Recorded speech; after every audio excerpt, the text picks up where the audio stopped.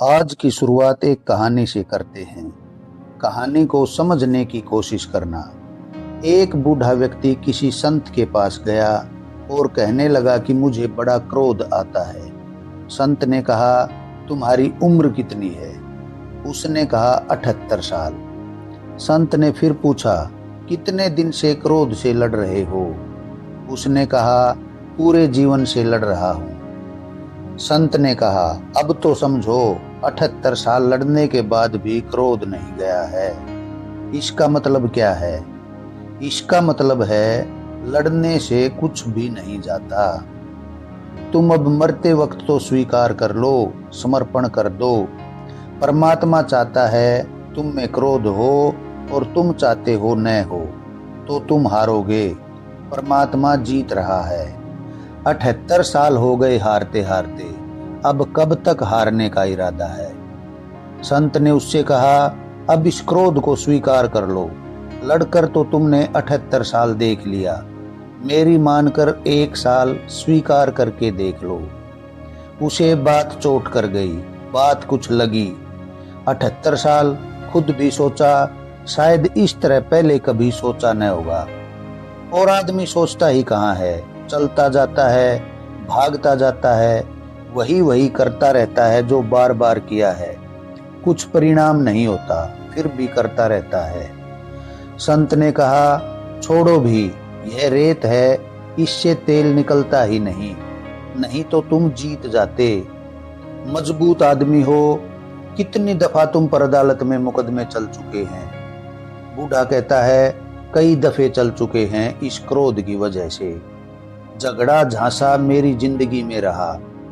जहां जहां जो करूं, हर जगह झगड़ा फसाद, हर बात में उपद्रव। घर में भी नहीं बनती, बेटों से भी नहीं बनती, भाई से भी नहीं बनती, बाप से भी नहीं बनी कभी।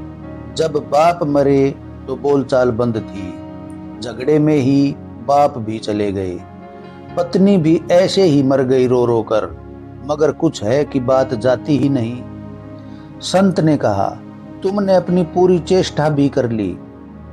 1 साल अब तुम मेरी मान लो, क्रोध को स्वीकार कर लो। वह चला गया और साल भर बाद वह फिर से संत के पास आया तो उसको पहचानना मुश्किल था।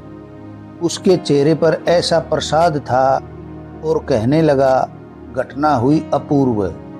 मैंने स्वीकार कर लिया और सबको मैंने कह दिया कि मैं क्रोधी आदमी हूं, और मैंने अब अन्यथा होने का भाव भी त्याग दिया। मैंने कसम ले ली है कि अब मैं जो हूं सो हूं। अपने बेटों को कह दिया, अपने भाइयों को कह दिया कि अब मुझे स्वीकार कर लो जैसा हूं।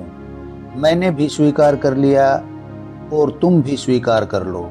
और कुछ ऐसा हुआ कि साल तो बीत गया, क्रोध की खबर ही नहीं आ रही है। इसका मतलब है, तुम जब स्वीकार कर लेते हो तो तनाव चला गया। जब तुमने ही मान लिया कि मैं क्रोधी हूं तो तुमने समर्पण कर दिया। नहीं तो हम घूमते रहते हैं एक ही वर्तुल में, जैसे कोल्हू का बैल चलता है, फिर वही, कहीं पहुंचना नहीं होता। तुम एक दिन अपने जीवन का विश्लेषण करो, तुम पाओगे क्रोध आता है, पश्चाताप आता है, फिर क्रोध आ जाता है। प्रेम होता, घृणा होती, फिर प्रेम हो जाता। मित्रता बनती, शत्रुता आती, फिर मित्रता। ऐसे ही चलते रहो और घूमते रहो। जीवन का चाक घूमता रहता है। चाक का अर्थ है जीवन में पुनरुक्ति हो रही है। कब जागोगे इस पुनरुक्ति से? कुछ तो करो, एक काम करो। अब तक तो बदलना चाहा, अब स्वीकार कर लो। स्वीकार होते ही एक नया आयाम खुलता है। यह तुमने कभी किया ही नहीं था।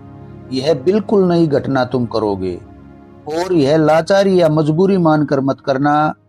यह